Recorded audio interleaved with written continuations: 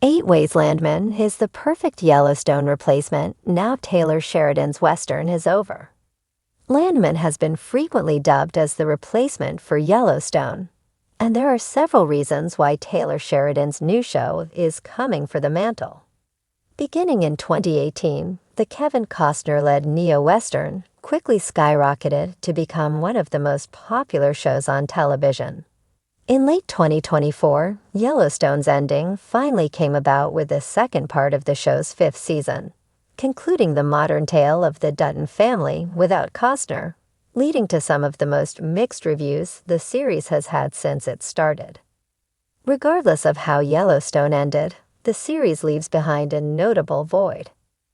Netflix has already tried its hand with contemporary westerns, and other streaming services will surely follow in an attempt to fill that vacancy.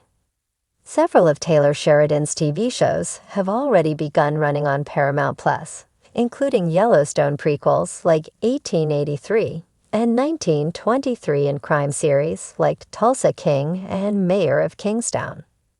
Nothing has quite reached the same level of popularity. That is, until Landman began its run. A significant component of Yellowstone's success was due to the immense popularity of Kevin Costner, particularly with a certain generation who loved his movies in the late 80s and early 1990s.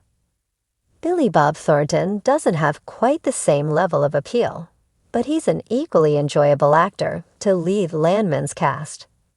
Not to mention, Tommy Norris and John Dutton have a fair amount in common, as Taylor Sheridan wrote both characters with very similar dialogue. Both Tommy and John are veterans of their industry, and they've been around the block long enough to know how everything works and how to talk to every sort of person. They're both tough men you wouldn't want to mess with, yet they have a tender side when it comes to their families. Most importantly, they're both men who have dedicated their lives to their occupation, and that constantly takes priority over personal happiness or even family. Landman's cast isn't quite as big as Yellowstone's, with a majority of the focus being on Tommy and his direct family members. That being said, family is still a central aspect of the series, with dynamics that are different from those explored in Yellowstone. Tommy's ex-wife is a central character in the series, along with his daughter and son, who are a fair bit younger than the Dutton children.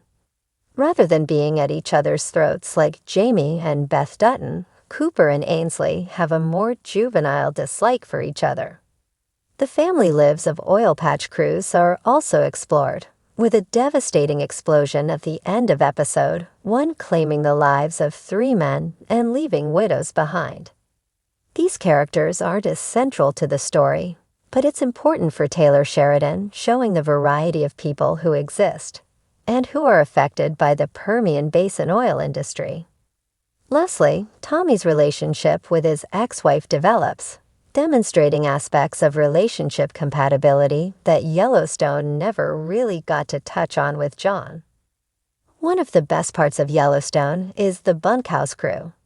They're the cowboys that do the work on the Yellowstone ranch, all crammed into one living space. Some of them are even branded, and Landman presents a similar level of loyalty from certain characters. The oil patch workers fulfill a similar presence in Landman, at least while Cooper takes part in various crews, offering brotherly banter, trash talk, and a generally similar atmosphere to the bunkhouse characters in Yellowstone. Oppositely, both shows demonstrate characters on the higher end of society. John Hamm's character, Monty Miller, is an oil magnate who lives in the big city away from all the action, while reaping the benefits of it with his family. John Dutton is wealthy in Yellowstone, but not quite on the same level as other characters who are depicted, like Dan Jenkins or Market Equities, who show how little regard the wealthy have for those working day jobs. Taylor Sheridan's TV shows practically all have one thing in common. They're deeply American shows.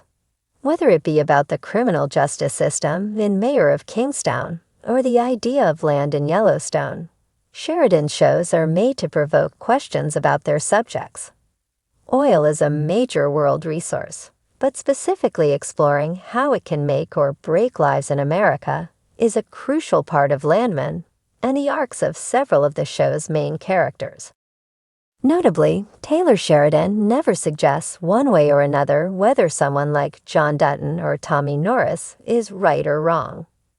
The shows are angled from their perspective, and that can often make them seem right. But the series importantly offers compelling counterarguments on all issues. In many ways, John Dutton's behavior is destructive and impractical, ruining the ranch's chances of survival. Sheridan's shows pose questions about America and the country's ideals, leaving the audience to assess their feelings. Landman begins with a wild opening sequence where Tommy is tied up with a blindfold and questioned by the cartel. Even the high-ranking members of the oil industry run into problems with organized crime in the region, and it adds life-or-death stakes to the series that are similar to what Yellowstone has. Between gangs and hired mercenaries, the Yellowstone protagonists faced plenty of violent threats throughout the series. Just like how John Dutton or Rip Wheeler will get the branded cowboys together when someone needs to be killed, Tommy assembles his most loyal oil patch workers when someone needs to be beaten up. Landman Season 1 has already seen Tommy rallying his men and arming them to face off a group of assailants, and he similarly has an alliance with the local sheriff to help him bend the rules. The point is to demonstrate a sense of lawlessness akin to the Wild West, even though the shows are set during the present day. Characters wearing cowboy hats don't necessarily make a TV series a Western, but there's an important aspect of the violence depicted in Landman that resembles the genre. The term neo-Western simply means new Western, referring to the modern setting of a series like Landman, while a classical Western would be something like 1883, which is set during the Wild West times. Landman may not be about cowboys or frontiersmen, but there are several Western elements, like violence and the pursuit of wealth. Classical Westerns commonly feature wealth in terms of actual gold or cash robbed from banks. In Landman and Yellowstone, the currency is oil or land. The protagonist is a character forced to use violence to protect or take that currency.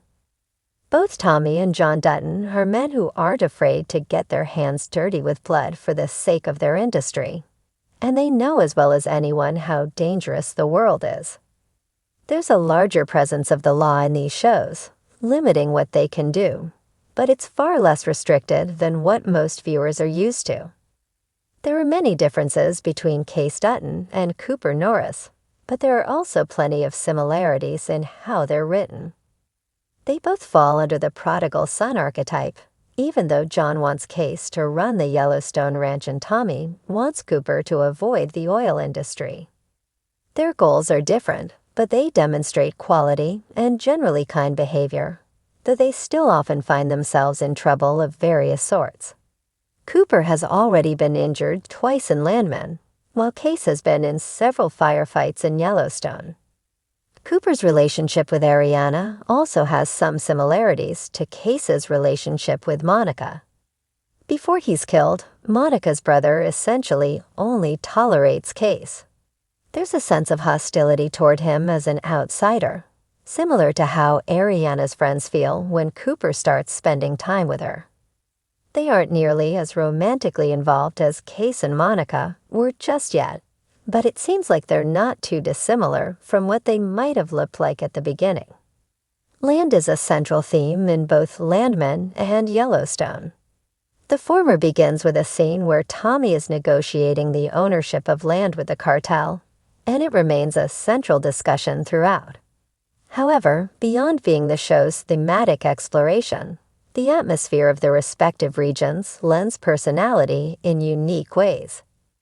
Yellowstone is all about the natural beauty of John Dutton's land, and viewers are shown epic, sprawling shots of the Montana wilderness, allowing them to soak it all in and resonate with the Dutton family's goals.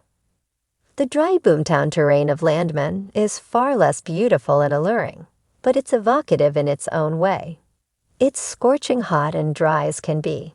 And it's made even more stunning when fire erupts from an oil well explosion. This looks like a terrible place to be, and yet it's the location everyone needs to be to flow liquid gold into the world.